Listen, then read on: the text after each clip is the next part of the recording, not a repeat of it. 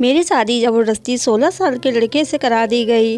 मैंने सोचा कि इसको बेहोशी की दवा देकर अपने आशिक को बुला लिया करूँगी, लेकिन तब मैं हैरान रह गई जब उसने रात भर मेरे साथ। मोहब्बत हर किसी के नसीब में नहीं होती। ये भी कहा जा सकता है कि मोहब्बत कोई आम चीज़ नहीं होती जो हर इंसान को मिल जाए। मुझे भी एक इंसान से मोहब्बत हो गई थी। उसके लिए मैं अपनी जान, अपना आप सब कुछ कुर्बान करने के लिए तैयार थी। अपने माता पिता, अपने ख़ानदान वाले सबसे लड़ी थी। अपने माँ बाप को ये सब बताने के बाद मैं उनकी नज़रों में गिर चुकी थी, लेकिन मुझे पता था कि मेरी मोहब्बत मेरे दिल में भगवान ने डाली है। अगर भगवान ने इसको मेरे नसीब में लिखा है तो ये मुझे मिल जाएगा, और अगर ये मुझे नहीं मिला तो भगवान ने इसे मेरे नसीब में लिखा ही नहीं है। हम खुद से अपने लिए कुछ भी नहीं कर सकते, बल्कि सब नसीब के खेल होते हैं। मेरा नाम शीला है। हम 4 बहन भाई थे। मुझे अपनी ज़िंदगी में मोहब्बत के सिवा कुछ भी नहीं चाहिए था। मैं एक गरीब घर की लड़की हूँ, जहाँ एक वक्त का खाना खाने के बाद दूसरे वक्त का खाना खाने के लिए मेहनत करनी पड़ती थी। हमारा घर भी बहुत छोटा था और वह काफ़ी टूटा हुआ था, लेकिन मेरे पिताजी को कोई परवाह नहीं थी। हमारे साथ हमारी चाची भी रहती थी। मेरी माँ और मेरी चाची में आए दिन झगड़े होते रहते थे।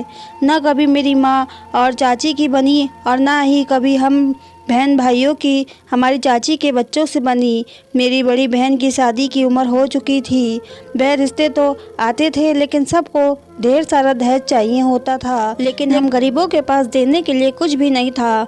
मैंने अपनी माँ से कहा, आपको क्या ज़रूरत है बड़े घर में दीदी का रिश्ता करने की? आप किसी हमारे जैसे ही घर में उसकी शादी कर दीजिए। लेकिन मेरी माँ का कहना था, अगर वह मेरी बहन की शादी बड़े घर में करेगी तो वहाँ उनकी बेटी खुश रहेगी, उन्हें किसी बात के लिए भी सोचना समझना नहीं पड़ेगा। मेरी माँ कहती थी, मैंने अपनी ज़िंदगी में अपनी सारी ख्वाहिशों को मार दिया, लेकिन मैं अपनी बेटियों के साथ ऐसा होने नहीं दूंगी। मैं भी पढ़ रही थी और साथ में कुछ बच्चों को ट्यूशन भी पढ़ाती थी। उसी समय मुझे एक लड़के से मोहब्बत हो गई और वो मेरे घर मेरा रिश्ता लेकर आ गया, लेकिन मेरी माँ ने उसको मना कर दिया। मैंने बहुत कोशिश की कि अपने घर वालों को समझाने की, पर उन्होंने मुझे धमकियां देना शुरू कर दिया। मजबूर होकर मैंने उस लड़के देव से कहा जिससे मैं मोहब्बत करती थी, हम भागकर शादी कर लेते हैं। पर उसने मुझसे कहा कि तुम एक शरीफ घर की लड़की हो, ऐसी बात तो तुम्हें अपनी जुबान पर भी नहीं लानी चाहिए। अगर भगवान ने हमारा मिलन लिखा होगा तो ये दुनिया कितनी भी हमें जुदा करने की कोशिश कर ले, हम मिलकर ही रहेंगे, लेकिन हम कोई गलत कदम नहीं उठाएंगे। तो हमेशा वही करना जो तुम्हारे माता पिता चाहे, उनकी इज्जत को नीलाम मत करना। मैं दिन रात भगवान से उस लड़के के लिए दुआ करती। तभी एक दिन मेरी माँ ने अचानक मेरी शादी एक 16 साल के लड़के से ज़बरदस्ती तय कर दी। लेकिन मैंने भी सोच लिया था कि मैं इस कम उम्र के लड़के को रोज़ाना बेहोशी की दवा देकर अपने आशिक को बुला लिया करूंगी। लेकिन उस समय मेरे पैरों तले से ज़मीन निकल गई। जब कमरे में आते ही मैंने उस बच्चे को देखा, मैं बहुत घबरा गई थी, क्योंकि कमरे में वह लड़का नहीं आया था जिससे मेरी माँ ने मेरी शादी की थी, बल्कि मेरे कमरे में वह लड़का आया था जिससे मैं मोहब्बत करती। कि मैंने उससे कहा, देव तुम यहाँ क्यों आए हो? जब मुझे तुम्हारी ज़रूरत थी तब तुम नहीं आए। अगर तुम्हें यहाँ किसी ने देख लिया तो हंगामा हो जाएगा।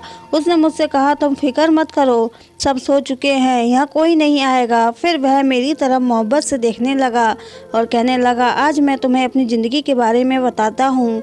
मैं भी उसकी तरफ देखने लगी। एक तरफ जहाँ मुझे खुशी हो रही थी, अफसोस भी हो रहा था। उसकी आंखें सुर्ख थी। मैंने उससे कहा, मैं तुम्हें पहले ही बता चुकी थी, अगर मैं ये शादी ना करती तो मेरी माँ मर जाती। मेरी माँ ने ज़बरदस्ती मेरी शादी इस लड़के से कर दी, वरना भगवान जानता है कि मैं तुमसे कितनी मोहब्बत करती हूँ। अगर आज भी तुम मुझसे कहो तो मैं तुम्हारे साथ जाने के लिए तैयार हूँ। तुम मुझे ऐसी नज़रों से मत देखो, मैं बेवफा नहीं हूँ। मैं अपने घर वालों के आगे मजबूर थी। अगर मैं उनका कहना नहीं मानती तो सब कुछ बर्बाद हो जाता। मुझे अपनी बहनों की खातिर ये शादी करनी पड़ी। अगर मैं ऐसा नहीं करती तो मेरी बहनें कुंवारी रह जाती। मैंने सुना है मेरे माँ बाप को मेरी ससुराल वालों ने बहुत सारा पैसा दिया है, जिससे वह मेरी और बहनों की भी शादी कर सकते हैं। लेकिन तुम जानते हो कि मुझे पैसा नहीं, सिर्फ तुम्हारी मोहब्बत चाहिए थी। तुम मुझे इतने सालों से जानते हो, मैं ऐसी लड़की नहीं हूँ जो दौलत के लालच में आकर तुम्हें धोखा दे देती। मैं बहुत ज़्यादा रो रही थी क्योंकि मैं अपने प्यार को खो चुकी थी, और अपने प्यार को खो देना कोई आसान बात तो नहीं होती। मैं बिल्कुल टूट चुकी थी। देव ने मुझे एक ऐसा सच बताया जिसे सुनकर मेरे को यकीन नहीं आया। मैं हैरत भरी नज़रों से उसे देखने लगी। उसने मुझसे कहा कि जो मैं तुम्हें बता रहा हूँ सब सच है। मैं ही तुम्हारा पति हूँ, तुम्हारी शादी मुझसे हुई है। मैं तो ये सब सुनकर शौक रह गई। भला ये सब कैसे हुआ? देव जो मेरा पति था उसने मुझे बताया। ये लंबी कहानी है। जब मैं 5 साल का था तो मेरी माँ मुझे छोड़कर चली गई थी। मेरी माँ और पिताजी की कभी आपस में नहीं बनी। मेरे बचपन से ही दोनों को लड़ते देखा था। मैं अपनी माँ के लिए रोता था, उन्हें बहुत याद करता था, लेकिन उन्हें मेरी कोई फ़िक्र नहीं थी। पिताजी मुझसे कहते थे, तुम्हारी माँ को तुम्हारी कोई फ़िक्र नहीं है, तुम उसके लिए रोया मत करा करो। अगर उसे तुम्हारी ज़रूरत होती तो वह कभी भी तुम्हें छोड़कर नहीं जाती। कुछ समय बाद ही माँ ने पिताजी से डिवोर्स ले ली और वह हमेशा के लिए मुझे छोड़कर चली गई। माँ ने एक बार भी मुझे अपने साथ ले जाने के बारे में नहीं कहा था। उल्टा पिताजी को बोला कि तुम्हारा बेटा है, तुम ही इसे संभालो, मुझे इसकी ज़रूरत नहीं है। यह बड़े होकर तुम्हारी तरह ही निकलेगा, जिसे औरतों की आज़ादी बर्दाश्त नहीं होगी। माँ की ये बात सुनकर मुझे बहुत ज़्यादा रोना आया। कभी कभी माँ मुझे फ़ोन करती बात करने के लिए, लेकिन मैं उनसे बात नहीं करता था। फिर एक दिन मुझे पिताजी ने बताया, तुम्हारी माँ ने दूसरी शादी कर ली है और जिससे शादी की है वह आदमी करोड़पति है। वह उसी के साथ लंदन में शिफ्ट हो गई है। अब तुम ऐसी औरत के लिए बिल्कुल भी मत रोना जिसके लिए पैसा ही सब कुछ है। उस औरत को तुम्हारी कोई फिक्र नहीं है। अब हमारे घर में मेरी बुआ अपने पति और बच्चों के साथ आकर रहने लगी। पिताजी को भी उनके आने पर कोई एतराज़ नहीं था। मुझे उन लोगों का हमारे घर आना अच्छा नहीं लगा। अब मुझे अकेले रहना पसंद था। मैं नहीं चाहता था मेरे घर में कोई शोर शराबा हो। समय के साथ साथ मेरे पिताजी के कारोबार में भी तरक्की हो गई और हमारा स्टेटस भी चेंज हो गया। जिस दौलत के लिए मेरी माँ मुझे छोड़कर गई थी, पिताजी ने दिन रात मेहनत करके सब कुछ कमा लिया था। मैं स्कूल से आता तो सीधा अपने कमरे में चला जाता। मेरे पीछे पीछे मेरी बुआ मेरे लिए खाना लेकर आती और कभी कभी उनकी बेटी भी मेरे पास आकर बैठ जाती थी। तब मैं बहुत छोटा था, लेकिन मुझे मेरी बुआ का कमरे में आना अच्छा नहीं लगता था, इसलिए मैंने उनसे एक दिन मना कर दिया। लेकिन मेरी बुआ ने मुझसे कहा, तुम्हारी माँ तो दूसरी शादी करके विदेश चली गई है, अब तुम्हें तो किसी न किसी को संभालना ही होगा। मैं तो सिर्फ तुम्हारी खातिर ही इस घर में आई हूँ, वरना आज के समय में कौन किसी के सोचता है। उनकी ये बात सुनकर मैं खामोश हो जाता। पिताजी ने भी अभी तक दूसरी शादी नहीं की थी।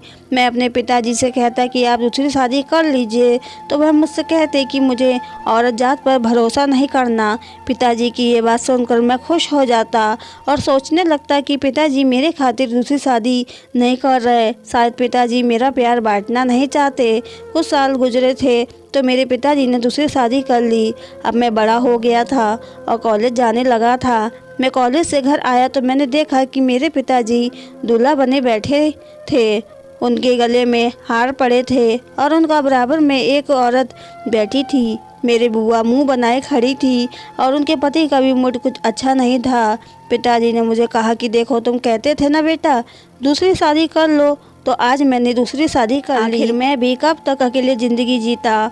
मैंने पिताजी से कहा कि अगर आपको शादी करनी थी तो आपने पहले क्यों नहीं की, इस उम्र में आकर आपने शादी क्यों की। पिताजी ने कहा कि तुम्हारा क्या मतलब है कि शादी क्यों की? मैं तुम्हारी खातिर पूरी ज़िंदगी ऐसे ही रहता? कल को तुम भी शादी कर कर अपनी बीवी बच्चों में मगन हो जाओगे, शायद तुम्हें भी मेरी फिक्र ना रहे। वैसे भी आज के ज़माने में माँ बाप को पूछता कौन है। मैं उसी समय घर से बाहर चला गया। माता पिता तो औलाद के लिए बहुत ज़रूरी होते हैं, उनकी कमी तो कभी भी कोई और पूरी नहीं कर सकता। मैं बहुत देर तक सड़कों पर ऐसे ही घूमता रहा। देर रात जब मैं अपने घर पहुंचा, मैंने देखा कि कोई चोरी चोरी हमारे घर में घुस रहा है। वह मेरी दूसरी माँ के कमरे में गया था। मैं भी उसका पीछा करने लगा। मुझे लगा कि शायद कोई चोर है। माँ के कमरे के दरवाजे के पास पहुँचा तो मुझे उनकी बातें करने की आवाज़ आई। वह मेरी माँ का दोस्त था। वह उस आदमी से छुपकर बातें कर रही थी। कह रही थी कि कुछ दिन की बात है, मैं अपने पति के रिश्तेदार और बेटों को इस घर से निकाल दूंगी। ये सारी दौलत हमारी होगी। और वह दोनों बहुत हंस रहे थे। मैंने सोचा कि जाकर उनकी खबर लेता हूँ। मैं मुड़ा तो अचानक मेरी नज़र मेरी बुआ पर चली गई। वह रात को इस समय घर से बाहर जा रही थी। मैं सोच में पड़ गया कि वह इस समय घर से बाहर क्यों जा रही हैं। घर की औरतों को क्या हो गया था। एक छुपकर बंद कमरे में गैर मर्द से हंस हंस कर बातें कर रही थी और दूसरी रात के इस समय घर से छुपकर बाहर जा रही थी। मेरी बुआ चाहती थी कि मैं उनकी बेटी से शादी कर लूं ताकि मेरी सारी दौलत उनकी हो जाए और उनकी बेटी जो मुझसे नहीं मेरी दौलत से मोहब्बत करती। और ये सब देखकर मेरा दिल बहुत ख़राब हो चुका था। मैं अपने पिताजी से भी बहुत नाराज़ था। एक तो उन्होंने इस उम्र में शादी कर ली थी और शादी भी ऐसी औरत से की थी जो उनके काबिल नहीं थी। मैंने रात का सारा किस्सा पिताजी को बताया। उन्होंने मेरी बात पर यकीन नहीं किया।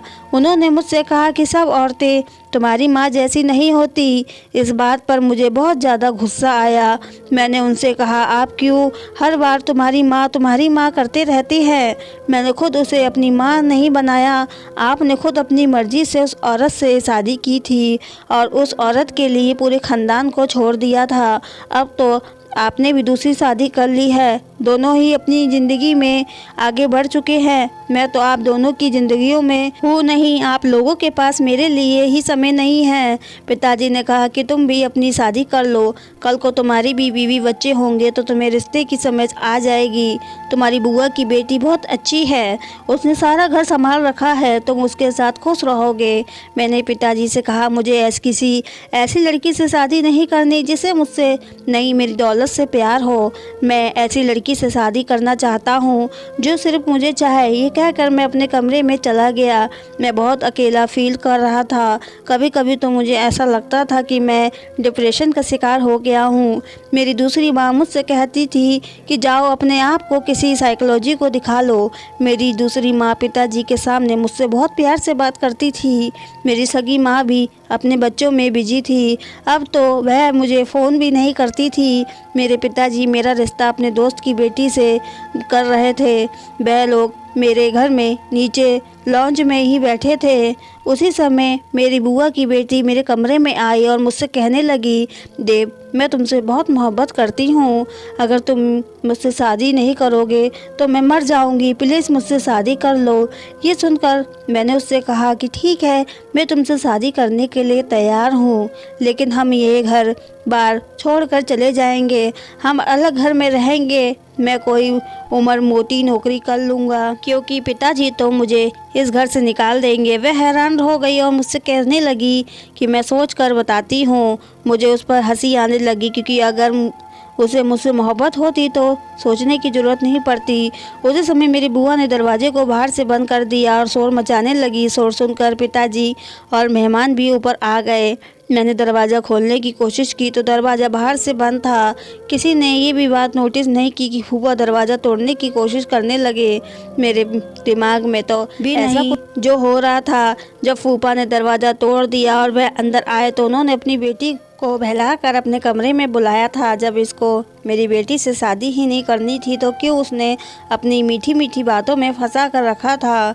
डैडी के दोस्त जो घर पर आए हुए थे वो पिताजी को बुरा भला कहने लगे और हमारे घर से चले गए। डैडी ने मेरे जोर से थप्पड़ मारा। मेरे पिताजी को कहा कि सब कुछ झूठ जो मैंने अपनी बुआ की बेटी से कहा कि तुम तो सब कुछ सब जानती हो ना, तुम पिताजी को बताओ कि सच क्या है। उसने भी कहा कि देव, मुझे तुमसे ये उम्मीद नहीं थी। तुमने मुझसे पहले मोहब्बत की वादे किए और अब इनकार कर रहे हो। तुमने मुझे खुद ही अपने कमरे में बुलाकर दरवाज़ा बंद कर लिया था।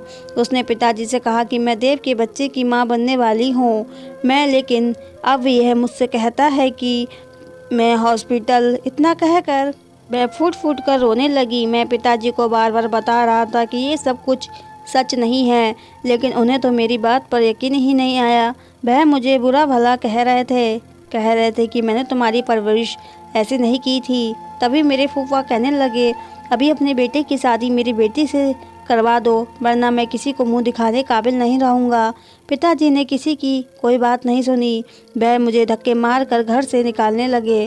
उन्हें मेरी आंखों में सच्चाई नहीं दिख रही थी, जबकि वह मुझे अच्छे से जानते थे कि मुझे औरतों से कितनी नफरत है। मैं तो अभी शादी भी नहीं करना चाहता था। डैडी की जिद करने पर भी मैं उनसे कहता कि मैं इस लड़की से शादी करूंगा जो सिर्फ मुझसे मोहब्बत करती हो, मेरी दौलत से नहीं। उस रात मैं खाली हाथ अपने घर से हमेशा के लिए निकल गया था। मुझे नहीं पता था कि मुझे कहाँ जाना है। मेरा तो कोई दोस्त भी नहीं था जिसके पास मैं चला जाता। थक कर मैं वही सड़क पर बैठा था और सोचने लगा था कि पता नहीं भगवान ने मेरी किस्मत में क्या लिखा है। मुझे अपने पिताजी का यूं बदलता हुआ अंदाज देखकर बहुत अफसोस हुआ था। मैं अपने पिताजी से बहुत मोहब्बत करता था, पर उन्होंने मेरी बात का यकीन नहीं किया और अपने ही सगे बेटे को धक्के मारकर घर से निकाल दिया। मैं गुस्से में घर से ऐसे ही भाग आया था। मेरे पास पैसे भी नहीं थे। मैं वही सड़क के किनारे एक बेंच पर लेटे लेटे सो गया। सुबह ट्रैफिक की आवाज़ से मेरी आँख खुली। बच्चे अपनी माँ के साथ स्कूल जा रहे थे। मैं सोचने लगा कि मेरी माँ भी ऐसे ही मुझे स्कूल छोड़ने जाती होगी, लेकिन मेरी माँ तो मुझे बहुत छोटी उम्र में ही छोड़कर चली गई थी। मुझे बचपन से ही अपनी माँ का प्यार नहीं मिला था। काश मेरी माँ भी मुझे ऐसे ही स्कूल छोड़ने जाती, मेरे पीछे पीछे भागती। ये सब कुछ सोचकर मेरी आंखें नम होने लगी कि अचानक मैंने इधर उधर देखा तो मैं अपने घर से बहुत दूर निकल आया था। मैं अपने साथ कुछ नहीं लेकर आया था। मेरा मोबाइल भी घर में ही रह गया था। मैं अपने गले में एक चेन पहने हुआ था। उसको बेचकर मैं एक होटल में खाना खाने चला गया। खाना खाने के बाद जब मैंने अपनी जेब से पैसे निकाले तो मेरी जेब में पैसे नहीं थे। मैंने खुद अपनी जेब में पैसे रखे थे। वेटर मुझे सर से पैर तक घूर रहा था। मुझे वहाँ सब लोगों के सामने बहुत शर्मिंदगी हो रही थी। शोर सुनकर एक लड़की आई और उसने मेरे पैसे दे दिए। मैं उस वेटर से कह रहा था कि मेरे पैसे चोरी हो गए हैं, लेकिन वह मेरी बात मानने को तैयार नहीं था। उस लड़की ने मेरा बिल दिया और जाने लगी। मैं भी उसके पीछे चला गया और उस लड़की से पूछा कि तुमने मेरे पैसे क्यों दिए। कहने लगी कि इंसानियत के नाते मुझे तुम एक शरीफ लड़के लगे, इसलिए मैंने तुम्हारे पैसे दिए। मैंने उस लड़की से कहा कि मुझे अपना नंबर दे दो, मैं तुम्हें तुम्हारे पैसे जल्दी वापस कर दूंगा। लेकिन उस लड़की ने कहा, मैंने इंसानियत के नाते तुम्हारी मदद की है, अब मुझे अपने पैसे वापस नहीं चाहिए। वैसे भी आज मुझे मेरी पहली तनख्वाह मिली थी। मैं अपनी पसंद का खाना खाना चाहती थी। तुम क्या जानो, मेहनत से पैसे कमाना आसान नहीं होता। उसने मुझे अपना नंबर नहीं दिया और वहाँ से चली गई। 2-3 दिन में ऐसे ही सड़कों पर इधर उधर घूमता रहा। कुछ दिनों बाद फिर मुझे वह लड़की मिली। मैंने उससे कहा, अब मैं तुम्हारे पैसे वापस कर दूंगा क्योंकि मुझे एक दुकान पर नौकरी मिल गई है। लेकिन उसने मुझसे कहा कि मुझे पैसों की ज़रूरत नहीं है। मुझे वह लड़की बहुत अच्छी लगने लगी थी। मैंने सोच लिया था कि अगर मैं शादी करूंगा तो इस लड़की से ही करूंगा। मैं उसका पीछा करने लगा। वह लड़की एक मोहल्ले में रहती थी। अब मैं रोज़ ही उस लड़की के घर के पास जाकर खड़ा हो जाता था। उसके घर से लड़ाई की आवाज़ आती रहती थी। मुझे अपनी माँ के पास जिस लड़की से मोहब्बत हुई थी वो यह लड़की शीला थी। पिताजी ने मुझे ढूंढ लिया और घर वापस ले गए। मैंने भी पिताजी से कह दिया कि मैं शीला से शादी करना चाहता हूँ। डैडी ने कहा कि तुम्हारे साथ जो कुछ भी हुआ है मैं सब जान चुका हूँ। मैंने तुम्हारे ऊपर हाथ उठाया और तुम्हें गलत समझा। मुझे ऐसा नहीं करना चाहिए था। तुम्हारी बुआ और फूफा इतना गिर सकते हैं मैं सोच भी नहीं सकता था। उन्होंने ये सब कुछ जानबूझकर किया और मैं अपने किए पर बहुत शर्मिंदा हूँ। एक बार फिर मुझे एक औरत ने धोखा दिया। जिस औरत से मैंने दूसरी शादी की थी वह मुझे दौलत के लिए छोड़कर चली गई। अगर वक्त रहते मुझे उस औरत की सच्चाई पता नहीं चलती तो शायद आज हम सड़क पर होते। वह तो मेरा सब कुछ लूट कर ले गई होती। तुम्हारी बुआ को भी मैंने घर से निकाल दिया है। अब मैंने फैसला कर लिया है कि हम बाप बेटों की ज़िंदगी में कोई औरत नहीं आएगी। मैंने पिताजी से कहा कि मैं शीला से बहुत मोहब्बत करता हूँ। वह बहुत अच्छी लड़की है, आप एक बार उससे मिल ले। डैडी ने कहा कि हो सकता है वह भी दौलत के लालच में तुमसे शादी करना चाहती हो और शादी के बाद तुम्हारी सारी दौलत लेकर अपने आशिक के साथ भाग जाए, फिर तुम क्या करोगे? मैंने पिताजी से कहा कि मैं पहले उस लड़की को आजमा लूँगा, फिर उससे शादी करूँगा। मैं वापस उस मोहल्ले में चला गया और शीला से कहा कि मैं तुमसे मोहब्बत करता हूँ। बहुत समय लगा उसको मनाने में, वह भी मुझसे मोहब्बत करने लगी। शीला ने मुझसे कहा मुझे मोहब्बत और इज्जत के अलावा और कुछ नहीं चाहिए, पर मैं इतनी जल्दी उस पर भरोसा नहीं कर सकता था। मैंने उससे कहा कि मैं एक गरीब घर का लड़का हूँ, मेरे माँ बाप बीमार रहते हैं, मेरा थोड़ा बहुत जितना कमाता हूँ उनकी दवाइयों में लग जाता है, मैं तुम्हें कभी बहुत सारा पैसा नहीं दे सकता। लेकिन उसने मुझसे कहा हम दोनों मिलकर नौकरी करेंगे और अपना घर चला लेंगे, तुम फिक्र मत करो, जो भी होगा हम मिलकर बांट कर खा लेंगे। मुझे बस तुमसे इज्जत और मोहब्बत चाहिए, बदले में मैं तुम्हें वफा और तुम्हारा प्यार मैं दूंगी। उसकी इस बात ने मेरा दिल जीत लिया था। वो बहुत अच्छी लड़की थी। एक दिन मैंने उससे कहा कि मेरी माँ बहुत बीमार है और मुझे उसके इलाज के लिए पैसे की ज़रूरत है, तो उसने अपने जुड़े हुए पैसे मुझे निकाल कर दे दिए। एक बार भी नहीं सोचा, वह मेरे लिए कुछ भी करने को तैयार थी। एक दिन उसने मुझसे कहा कि मेरी माँ मेरी ज़बरदस्ती शादी करना चाहती है और मैं तुम्हें खोना नहीं चाहती।